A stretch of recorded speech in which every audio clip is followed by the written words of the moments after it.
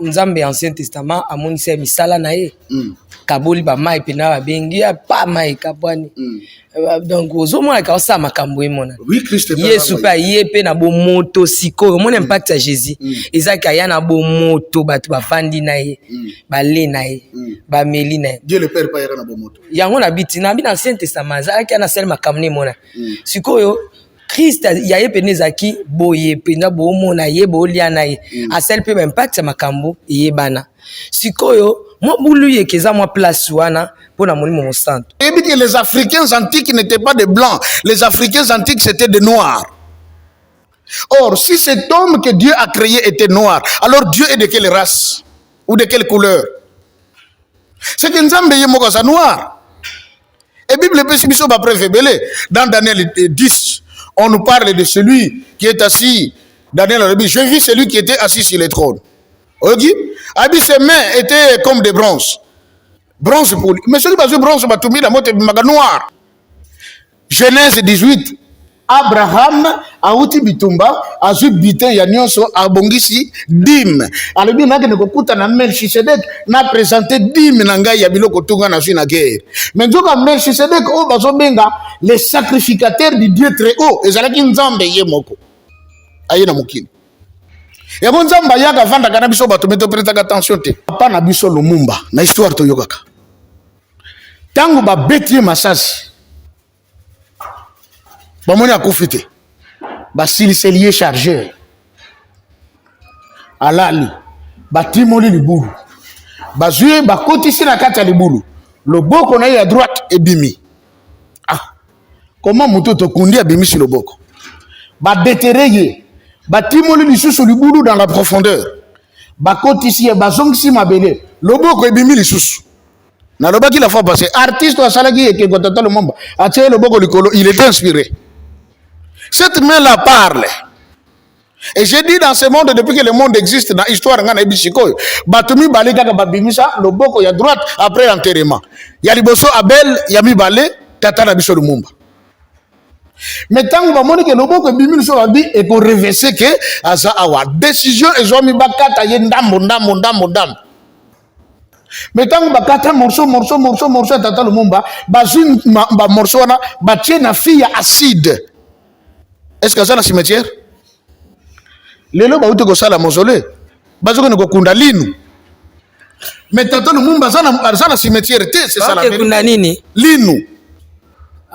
La dent qu'on avait arrachée. On dit même que le monsieur, parce que j'ai la vidéo, il a dit, lui il avait arraché 2 dents. Mais awa na Congo to yeli biso kaka linu moko. Mais oa longolaka ngolobi longolaka mibale. Ayeko baksa deuxième vidéo alobi tango moni mitungise leki mingi. À propos, il y a Minonga Lumumba, ko bange salaki ye, azoki Minonga koti na bateau na ye ake na la mer. Ye kaka mutaye besika kene ko bombango. Ah, et bon mino ye kasi.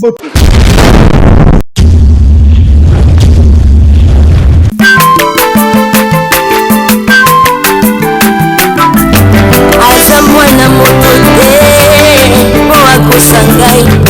Abongwa ni pete, boa wangana.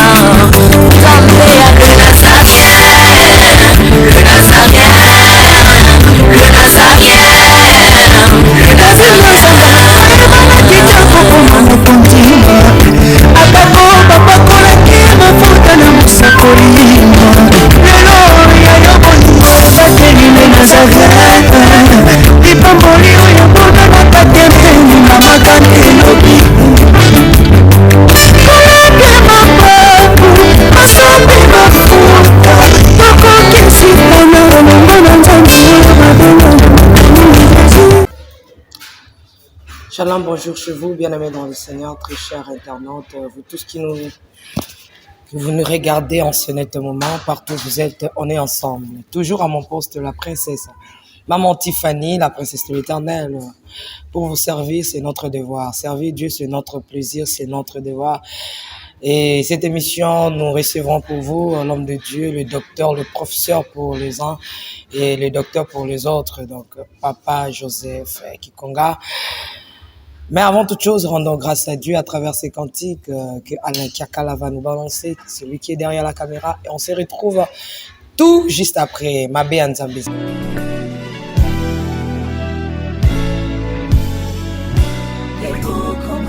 Congo longola loboko na litama bangusa mai na miso tika bisenga ya kolula bikolo mosusu pesa Félix Antoine Tshisekedi maboko poto tonga mboka na biso Congo na nzela ya union sacrée na losambo tokolonga. Oh toi qui écoutes la prière, tous les hommes viendront à toi. Ingénieur Edi Kabé à la main de l'Éternel, prions pour ce beau pays et pour le président Félix Saint-Chrétien. Nzambe na Isaac, Nzambe na Jacob, Ozali Nzamba Israël, lelo tokomo yembo Nzamba Congo, RDC Mokanaka, lelo tokomo yembo Nzamba Congo, peuple croyant docile et social.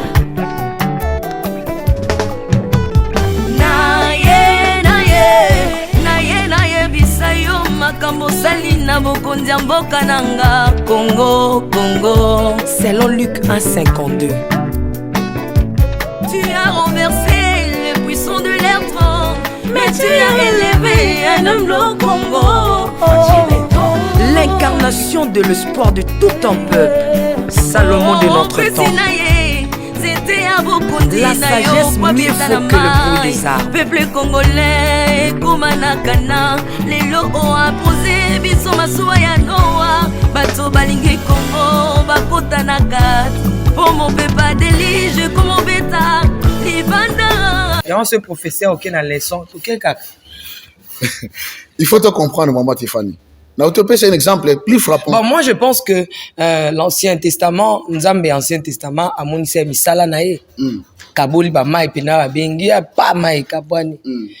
Donc ozo mona ka sa makambo mona. Oui, Christ. Yesu pa yepe na bo moto siko, mon impact à Jésus. Ezaka ya na bo moto batu ba fandi nae, ba le nae, ba meli nae. Dieu le Père pa ya na bo moto. Yango na biti na bi na Ancien Testament, za ka na sel makamne mona. Siko yo Christ ya yepe nezaki boye pena bo mona ye bo liana ye. Asel pe impact ya makambo yebana. Sikoyo moi boulu yekeza moi place wana pona moni mon santo. Balobi na biso que c'est la personne du Saint-Esprit. Mais siko ba tunde po ba communier na ba mo neti. Non, c'est facile. Et puis pourquoi ba tu besoin ko communier na été? La majorité de ceux qui ne savent pas communier avec le Saint-Esprit sont des noirs. Parce qu'on les a dit que le Saint-Esprit c'est un homme noir. Et on se dit, Nzamba ko zala moto mwindu te. Parce que batia biso na mitu ke Nzamba zalaka mundele. Alors que Dieu a dit faisons l'homme à notre image et selon notre ressemblance. Et mundele ye moko mundele. Aye ko yebisa biso ke muta liboso Nzamba asala ga en Afrique. Or to yebi que les Africains antiques n'étaient pas des blancs, les Africains antiques c'était des noirs. Or, si cet homme que Dieu a créé était noir, alors Dieu est de quelle race? Ou de quelle couleur? C'est que Nzambe est noir. Et Bible peut pas préférer. Dans Daniel 10, on nous parle de celui qui est assis. Daniel a dit, je vis celui qui était assis sur le trône. Ok? A dit, ses mains étaient comme des bronzes. Bronze poli. Mais celui qui a bronze, la motte est noir. Dans l'Apocalypse premier, on dit, je vis celui qui était assis sur le trône. Ses mains et ses pieds étaient en bronze. Et puis, par le bronze poli, c'est l'homme noir. Même le Christ était noir. Na uta côté de l'autre document, il y a université, il y a Tel Aviv. Balobi yeso na bomo na ye, soki molili et pour reconnaître que Azaawa, quand on a blancheur, il y a mis son amino parce qu'il était tellement noir comme les ténèbres. Ngatem tona bien ko bayuda. Ah papa. L'université de Tel Aviv. Na moni to tika tozonga na prophétie. Maintenant, le Saint-Esprit, on n'arrive pas à le cerner. Pourquoi? Parce que on dit que c'est un noir, il s'appelle Kimbangu. On dit, oh non, c'est un prophète. Hollande université, Hollande Bible dit qu'il n'avait ni beauté ni éclat. Et non, mais quand on dit qu'il n'a ni beauté ni éclat, ça ne signifie pas qu'il n'a pas de couleur de peau. Mais Bible dit que c'est un moutou. Oh non, Bible moutou le bien, on peut le bien abisso, ses mains et ses pieds étaient de bronze. C'est la Bible qui le dit. Non, on a oba monaki, Jean monaki la vision. Parce que la vision msupe mtumso amona boya. Dike konyon se yankolo yesu ya bomwana na oba salage zalaka na Syrie zalaka na Israël et zalaka ba homme noir mindelete. Na ba photo ya kala oba banako peindre wana noir kaka. L'église catholique d'ailleurs, c'est bien connu que Madonna, c'était une femme noire, Marie. Et son enfant Jésus, c'était noir. C'est bien connu. On a seulement blanchi Dieu ou Jésus et son père Joseph et sa mère lors de la Renaissance. Quand les Romains ont s'emparer de l'Égypte. Mais sinon, c'était bien connu. Tout ça, c'était des noirs, ce n'était pas des blancs. Israël antique, Israël était noir. Les Cananéens, Cana qui est le premier fils aîné, il y a Cham, fils de Noé, c'était des noirs. Avec des preuves archéologiques. Le logo de il y a bien l'internet, Makambutu, Bimijou, il y a bon ça de soutien. Et c'est ce qui est écrit dans Daniel. On dit à la fin des temps, l'intelligence va s'augmenter. Mais dans le Saint-Esprit, c'est que la personne. Ce que mon Saint-Aïe, tu vas comprendre kakati. Quand on dit voici le Saint-Esprit, ah non, à cause de la moutoumouine doté. Parce que le Saint-Esprit. Mais j'ai expliqué ici maintes reprises. Tous ont présent dans le mystère de la divinité. Jean chapitre 4, bien le solo. Où on dit, Jésus a dit, Dieu est esprit, il faut que ceux qui l'adorent en esprit et en vérité. Mais qu'est-ce qui s'était-il passé? C'est Jésus qui parlait à la femme samaritaine qui avait dit que Dieu est esprit. Ayebi si femme samaritaine, Messi, Nzambe, oyo bino moselaka, ndayeyo, oyo ngana solo banayo. Est-ce que femme samaritaine a monaka esprit ou bien monaki mutu? La femme samaritaine était devant un homme, mais qui a dit, je suis Dieu. Je suis le Messie. Pas que alobi boya kota la moto yo alobi nanga makambulio sona sala. Est-ce que akoko za la Messie te? Tangu ba samaritain ba ye ba yoki nkolo Yesu. Ba moni asali ba miracle. Na suka ba lobi na mwasi nini? Mwasi. Tondimi ce n'est pas parce que yo lobaki na biso, parce que miso na biso moko e moni. Mais ba mona ki nani? Esprit, ba mona ki mutu. Dieu est esprit parce que dans son domaine, c'est un domaine spirituel. Mais Dieu révèle la chair. Ainsi, le Père est venu au monde, il s'appelait Melchisedec. C'était un homme. À Salaki, royaume de Salem. Et la personne du Saint-Esprit. Et la personne du Saint-Esprit est venue au monde. Il s'appelle Simon Kimbangu. Papa, tu as une prophétie. Le grand problème, c'est quoi? On nous a présenté Simon Kimbangu comme étant un prophète. Mais quand lui, je ne suis pas un prophète. Tout musulman a dit qu'un prophète. Le prophète Issa. Oui, mais c'est parce que Nzambe il s'autoproclame pas Dieu. Il s'est fait serviteur de Dieu. Je l'ai toujours dit et répété. Nzambe soka na mokili akotika kolobate. Boya nga Nzambe na za awa. Boke wapi? Toke kokuta na mosala Nzambe. Nzoke za Nzambe. Genèse 18. Abraham auti bitumba azu bitin ya nyonso abongisi dim alobi nake nekokuta na Melchisedek na présenter dim na ngai ya biloko tunga na na guerre mais nzoka Melchisedek o bazobenga les sacrificateurs du Dieu très haut ezalaki Nzambe ye moko aye na mokili omoni makambo mabia Nzambe. Moi Dieu m'avait dit ceci. Uta bengana satana na likolo akiti na se alinga suko tika mokili un instant sans que présence n'est à la sinon le diable va tout abîmer. Et bon Nzamba yaka vanda kana biso bato meto prêter attention te parce que quand il vient il se fait serviteur de Dieu. Oui que le baki papa Simon qui manga za eza abomination hein. Oui péché contre Molimo Saint ils a pardonné. Il est bien écrit que péché contre le Saint-Esprit il y a pas de pardon. Mais si je le dis parce que je suis certain. Parce que je suis certain. Tata Simon Kimbangu n'est pas un homme. Ah mututé. Maman Tiffany. Oh ils ont le tozonga sima po bande ko so ba dia ba leçon oyo na boyebi ba liango batonda et ça que ba o ba bandaka ba tembe après ba bi pasteur non que Dieu te bénisse. Ah ils ont boyebi ta tozongi na pesika exemple moko po ba to ba comprendre exemple moko kaka bazwa papa na biso Lumumba na histoire to yokaka tango ba betie masasi ba moni akufite ba silicelier chargeur alali batimoli libulu bazue bakotisi na kati ya libulu loboko na ye ya droite ebimi comment moto to kundi abimisi loboko badetere ye batimoli lisusu libulu dans la profondeur bakotisi ye bazongisi mabele loboko ebimi lisusu Nalobaki la fois passée, artiste wa salaki et que Tata Lumumba, a tiré le boko likolo, il était inspiré. Cette main-là parle. Et j'ai dit dans ce monde, depuis que le monde existe, dans l'histoire, Batumi Balé Kaka Babimisa, le boko y a droite après l'enterrement. Yaliboso Abel, Yami Balé, Tata Nabiso Lumumba. Mais tant que Bamoni que le boko Bimil so dit et qu'on réversait que Asa Awa décision et Zomi Bakata Yendam Mondam. Mais tant que Bakata morceau Tata Lumumba, Bazun morceau na Batie na fille acide. Est-ce que ça na cimetière? Lelo ba uti ko sala mausolée. Bazoko ne ko kunda linu. Mais Tata Lumumba ça na cimetière, c'est ça la vérité. Linu. Ah. La dent qu'on avait arrachée. Arrêtez même que le monsieur, parce que j'ai la vidéo, il a dit, lui, il avait arraché 2 dents. Mais awa na Congo te yeli biso kaka linu moko. Mais oua longola kango alobi longola ka mi balé. Ayeko baksa deuxième vidéo alobi tango moni mitungisi leki mingi. À propos ya minonga Lumumba ko bange sala ki ye azoki minonga koti na bateau na ye akena la mer. Ye kaka muto yebi sika kene ko bombango. Oh, et bon mino ye kasi. Boto yebite. Papa, c'est pas moi, mais c'est pas moi, c'est lui-même, le Belge là qui a dit ça. Gouvernement, mais je dis que c'est pas moi, c'est le Belge qui a dit ça. Ma vidéo, ça allait circuler sur le net. Ma vidéo, Moni. Abia Kena aux amis, non, mi balé. Alors bien, soit qu'il y a mot, les gars qui mingi, à Kendeki dans la main. Il est l'unique qui sait où il a caché ça. Azo Kamakambo. Vous comprenez?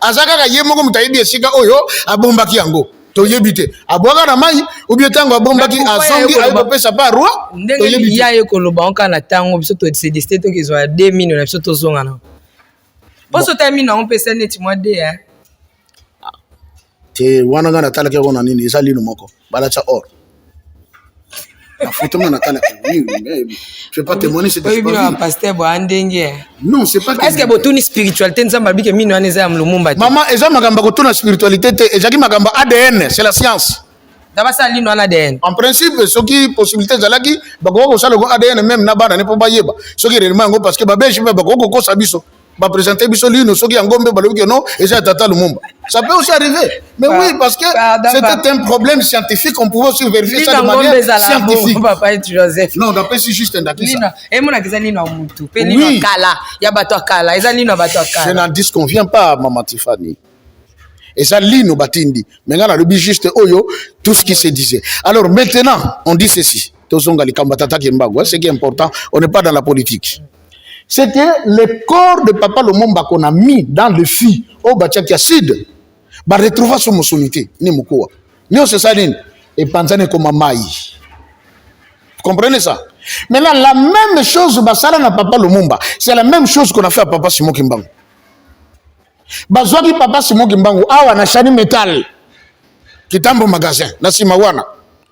Bazwe fi ekoti eza na mise tango tokozoke na nkamba komona yango na mise na ba photo na ngwa bazwe fi basali yango ya bakasi bazwe Tata Kimbangu bakotisi na kati bazwe baside na banyi batie ali bazwe bakangi couvercle balobi bo souder yango bien atali dusu ezala te kota lumière pamba te soki moi lumière ekoti pour certains qui sont avancés dans l'occultisme en présence de la lumière akoki ko s'évader bakangi basouder babouaki dans le fleuve tono wana ekeiti na lutendele sika na kenda kama bondele ere komi na tourbillon wana lutendele tono ekiti ekoti na kati bato babana ko sala makambo contre Papa Simon ce n'était pas de petites personnes c'était des grands et dans la magie pe ba yebaki ke tourbillon o ezaka na lutendele ezali porte ya monde de ténèbres ezali porte de sortie ya ba sirène donc il savait que ce que koti wana alors basirene ba ko récupérer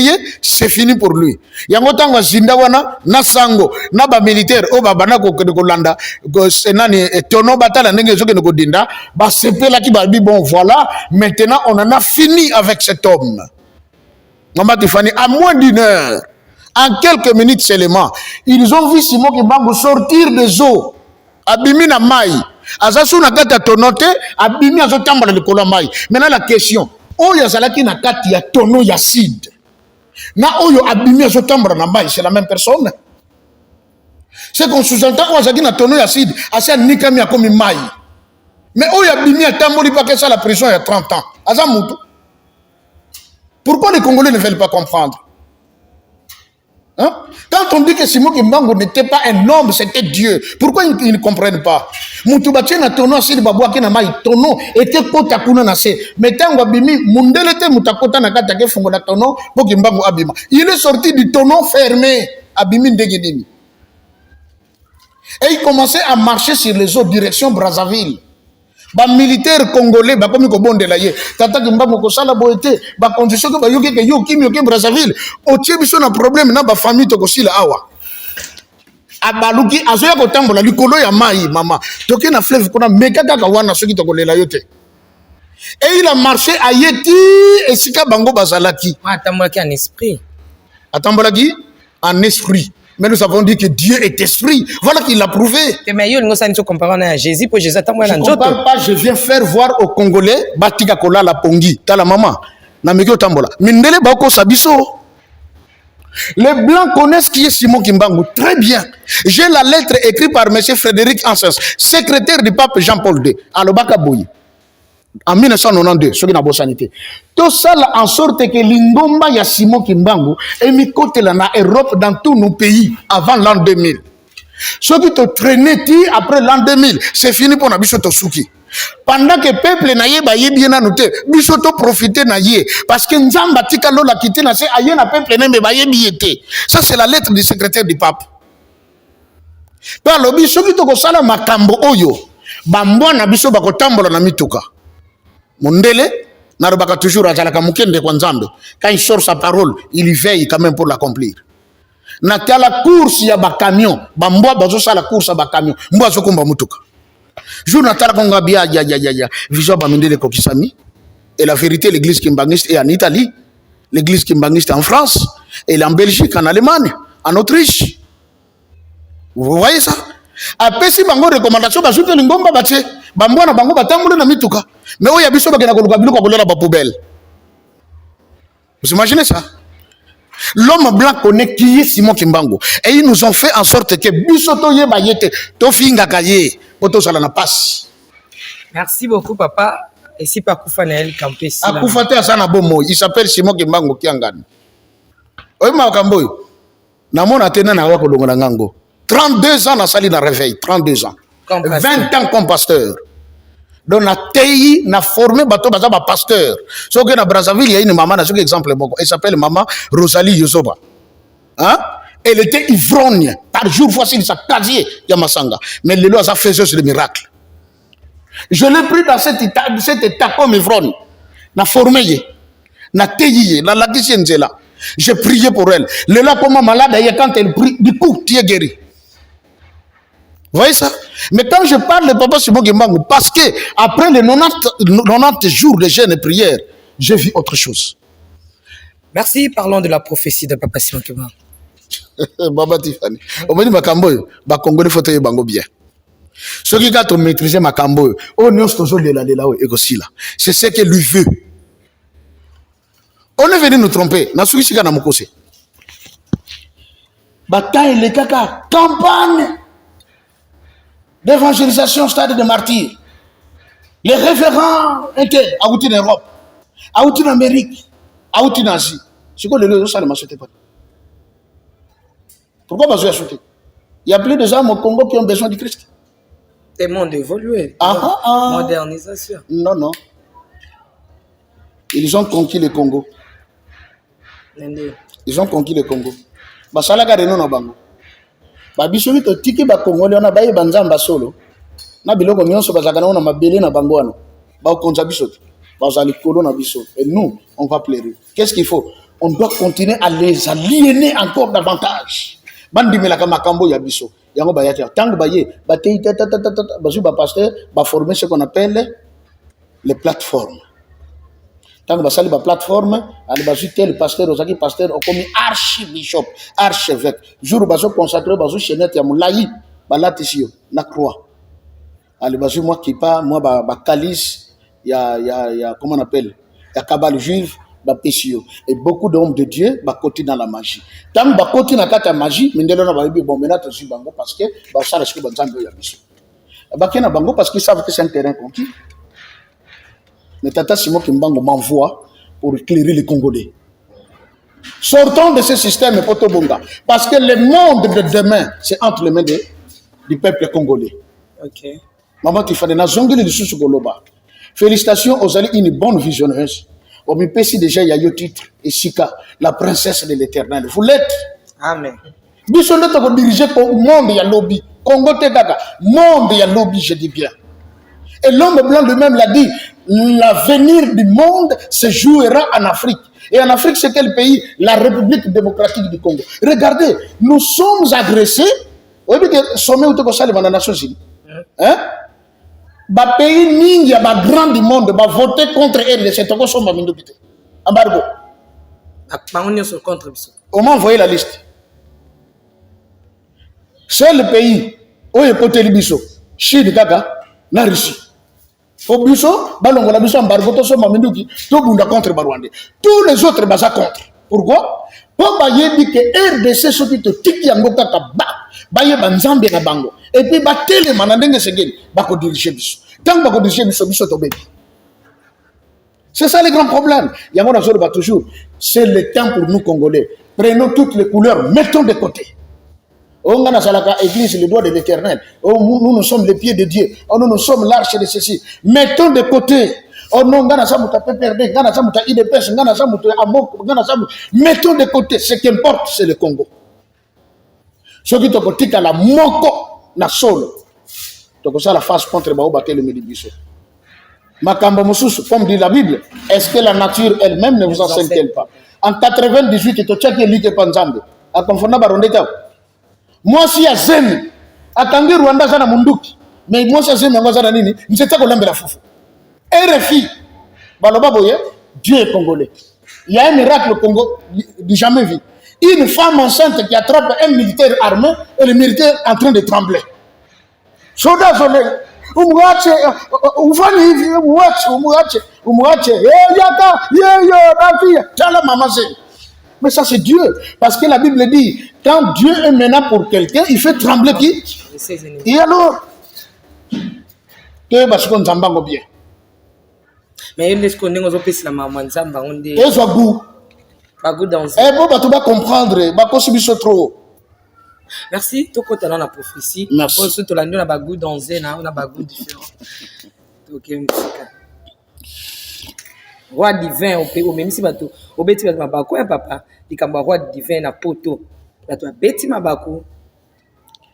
Les roi divin, baké samotema, na loba ki yango, juste comme une introduction, un peu à la hâte. Mais Kolozoya, toko kenango élément moko pour te comprendre qui est le roi divin. Ok. Baké sanabango mitema. On flash kaka. Et ça la flash na pesika lokola moto moko lobi keno to bonga ma Christ azoya. Mais zobozoyo batako yela ndeki nini. Mais muto akutana kina koko yebisa bino ke jour akoya akola ta tenibo ya kozala boya. C'est ça le problème. Donc bazala kimia, bazala bango agité, bazala bango ko bangate. J'avais dit que bandeko mingi bazoko s'autoproclamer barwa divin et tout ils ont vivre belé, barène babibi, barwa babimi et puis bon makambebele mais au moins, en français, c'est la fin qui justifie les moyens. Jour où on attend que Kokokandé te s'arrête de compte que, oh, on y a ce baloba déjà bangote mérois de 20 yeux. C'est le problème. Alors, la prophétie. Totsugaki, na paragraphe 22. Ok? Ok. Balobi, vous ne savez pas encore ce qu'est une guerre spirituelle. Parce que dans le paragraphe 21, Balobi, car l'arrivée du roi sera très meurtrière et sans pardon. Alors il faut que le peuple Congo soit instruit avant cet événement. Vous ne savez pas encore ce que c'est une guerre spirituelle. Quand les peuples Congo commenceront à se libérer, tout pays qui osera attaquer le Congo sera englouti sous les eaux. Et vous ne connaissez pas encore la puissance de ceux qui sont envoyés par le Père Tout-Puissant. Paragraphe 23. Il prévaudra dans les années à venir des conditions telles que seuls les actes de puissance pourront convaincre le monde de l'existence de Dieu. Ces actes de puissance que vous avez vécus seront aussi réalisés par d'autres sacrificateurs sacerdotaux que le Seigneur choisira pour pérenniser mon œuvre. Pour pérenniser l'œuvre de Christ. Pour pérenniser quoi? Mon œuvre. L'œuvre que lui est venu commencer. Alors s'accomplira à notre époque la prophétie d'Ésaïe qui concerne la descente de l'Esprit de Dieu sur toute chair. Et comme l'avait dit Joël. Il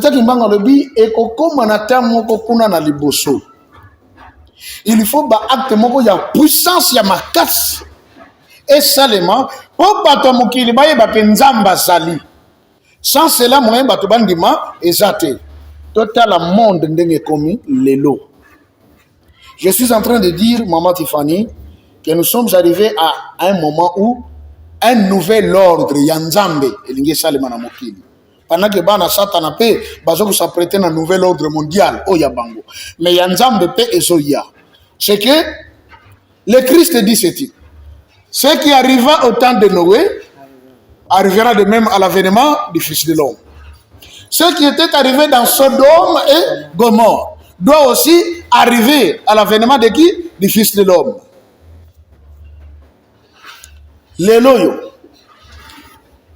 L'église protestante y a Suède. Baouti qu'on voté loi. Pas de gouvernement. Ensemble avec l'église protestante.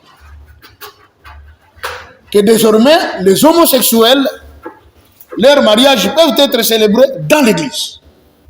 Protestant. Oui, en Suède. J'ai la vidéo. Dans l'église. Dans le niveau de l'Europe, Mikoleleki Papa Sali déclaration. Alors, les homosexuels sont aussi des enfants de Dieu. Nous ne devons pas les marginaliser. Nous devons communier avec eux. Ils doivent être avec nous. Mais Mutuna, ni ne tinda kanzamba tumba Sodome na Gomorrhe. Est-ce que maintenant, Bishon est commis plus que Nzambé? Mais cela devait arriver parce que c'est la parole de Christ. Que avant de comme on attend Yasuka Nzamba clôturer makambo salema na Sodome na Gomorrhe. Mais bali babala na ki bango na bango. Basi babala na ki bango na bango. Batu babala ka banyama. La zoophilie. Awa tomoni jeune pasteur azo sanjoto na mboa. Les vidéos existent. Moi ko wanga nango ezate parce que celui bakaninga baloba eza yo pasteur Joseph. Oh eza yo. Et puis vous avez ma mission mokilité azanani pasteur asimi me micro eria shenda manakuria baba shende mais na buto zalaki na mboa et il impose les mains aux gens pour donner quoi? Car la Bible dit l'homme ne peut donner que ce qu'il a. On dit tant comme j'ai cherché le monde, je l'ai trouvé dans l'église. Mais le Christ a dit, il faut que ces choses arrivent. Pour que tout ce qu'on va comprendre. Or, il faut des actes de puissance. Il faut prouver que Nzambe penza zali. C'est quoi acte de puissance en maman? Ezoya, et ananzela. Et ananzela. On me dit, qu'est-ce que ce soit un réveil Teobalobaka. Congo ezambo kanzamba. Nzamba so suscité armée moko ya basali ya nzambe bako telema tant bako telema bako bouger monde elo bamaka te tata ki mbango shalo bango kala alo bien wa que ces actes de puissance que vous avez vécus seront aussi réalisés par d'autres sacrificateurs sacerdotaux ba mususu pe bako bima na tawana comme ce qu'on a fait zango bako ya bango pe oyo nzamba kopona pour pas pérenniser mosala oyo yetata simoke mbango bandaki raison pour laquelle nous sommes là on est en train de pérenniser l'œuvre et koufaté batubaye ba qu'est-ce que cet homme a fait, qu'est-ce que cet homme est à côté du verset et il dit alors s'accomplira une époque où la prophétie qui a été dite par Esaïe et Joël s'accompliront dans les derniers jours. Joël 2:28. Je répandrai quoi? De mon esprit sur toute chair. Vos fils et vos filles Prophétiseront. Ok, et je vais te dire que Satan, c'est tellement compliqué, maman Tiffany. Satan, il a dévancé Nzambe dans les cambos Nzambaloli. Avant de commencer à faire ça, on a vivre ce qu'on appelle les vents prophétiques. Mais qu'est-ce qu'on a prophétisé? Dans ce monde, on a dit cinglé, il y a rouge, et après? Et après? Ce que vous avez dit cinglé, il y a rouge. Et ça, c'est et ça, il a battu. Il y a signe. Hein? Signe. La précision, hein? C'est comme message, il a précis. Quand les belles professeurs de Obama qui awa depuis en Congo, échanger ni. Échanger ni. Ce qui peut te lobby parmi tous les prophètes au Bibi na Congo, excepté Tata Simon Kimau. Nanya loba ki likambo otozo mona penda ndenga loba ki ndenga ngozo salebe. La prophète. Ah loba ki. Hein. Et sale. Oh to moni ke makambo ya loba ki wana tozo na penda ya ngozo salebe. Tozo na ba prophète belé na Congo. La prophète Denis, c'est un prophète Denis, ça loba makambo. Aloba magam. Oh neti aloba ki ya tantôt na somo na écran tantôt.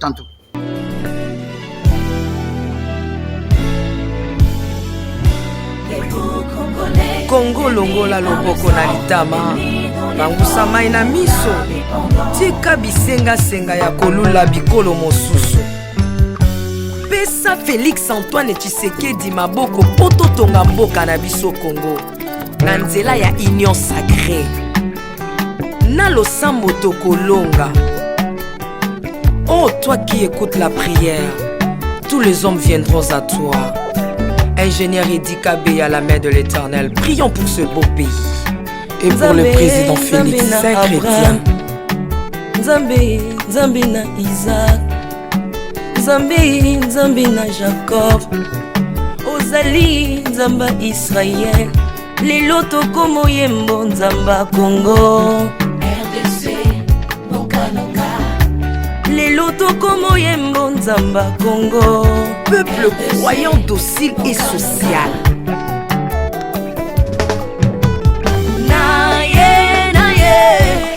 Naye bisayo makambo sali na bokonzi ya mboka nanga Congo. Selon Luc 1:52. Tu as renversé le puissant de l'air trône, mais tu as élevé un homme au Congo. L'incarnation de l'espoir de tout un peuple, Salomon de notre temps. La sagesse mieux faut que le bruit des arbres. Peuple congolais, Komanakana, les lots ont apposé, biso masuwa ya Noa, bato balingi Congo, bakota na kati, pomo pepa délige, como beta, libanda. Na kati ya arche de Noé, lion azalaka na peti ya kolia ntabati. Po bolingo ekangaki ye libumu, bolingo ya mboka epesaka place na banguna te. Pasteur Ami Daniel, ça c'est la sagesse. Nzambe na Kimbang, le prophète de l'Éternel en Afrique. Nzambe na Bantoma, apôtre Léopold Moto. Nzambe ya Barwa, la prophétesse Liliane Esther Tayo. Le roi de roi. Yondo zalaki na David, yondo zalaki na Salomo. Lelo tokomo mono Kajafati. RDC, Bokanaka. Lelo tokomo mono Kajafati. RDC, Bokanaka. Mboka soki ekambami na bana mboka ya solo oyo balingi mboka ekole komaka terre promise. Pasteur Koutino, Mamébi Koutino, Accent Mungu Baba. Bolingo na yo na mboka ya Congo, lelo o abuze biso masuwa ya Noa, bato balingi Congo, bakota na kati, pomo pepa délige, como beta. L'Afrique a la forme d'un revolver dont la gâchette se trouve au Congo. Mwambi wa Nzambi, Alpha Lukau, Lomba Bwaji Tungaje. Maman Denise Nyakero Tshisekedi, Consissi pour papa. Acte 24, verset 3. Kodambo Kanangai.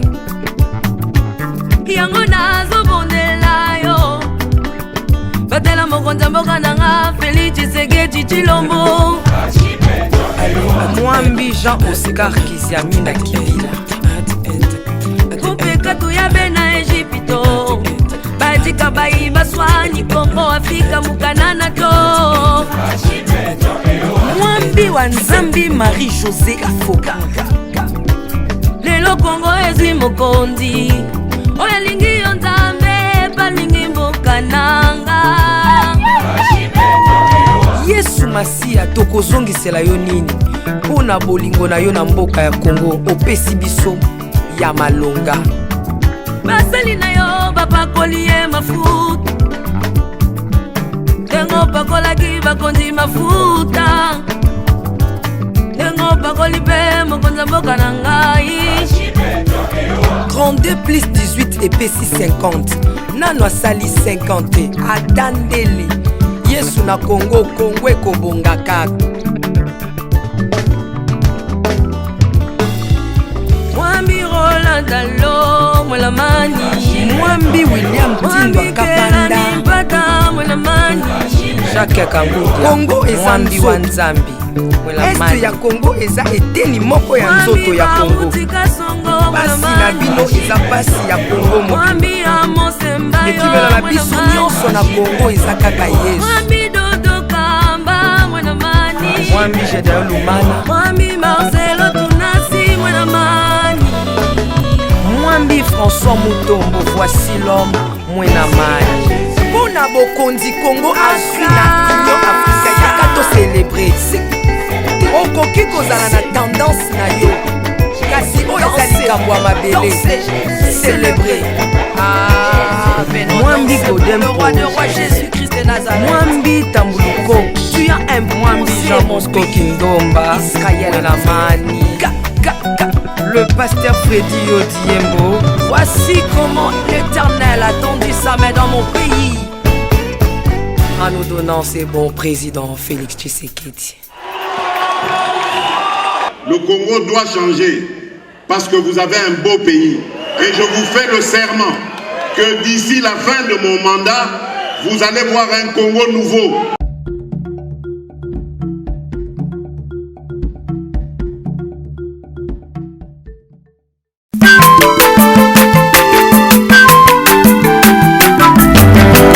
Mwana moto te boa kosangai abongwani pete boa wangana Nzambe ya le Nazarien le Nazarien le Nazarien le Nazarien kitoko koma mokontima abako babakolaki mafuta na mosakolima lelo ya yoboni bakeli le Nazarien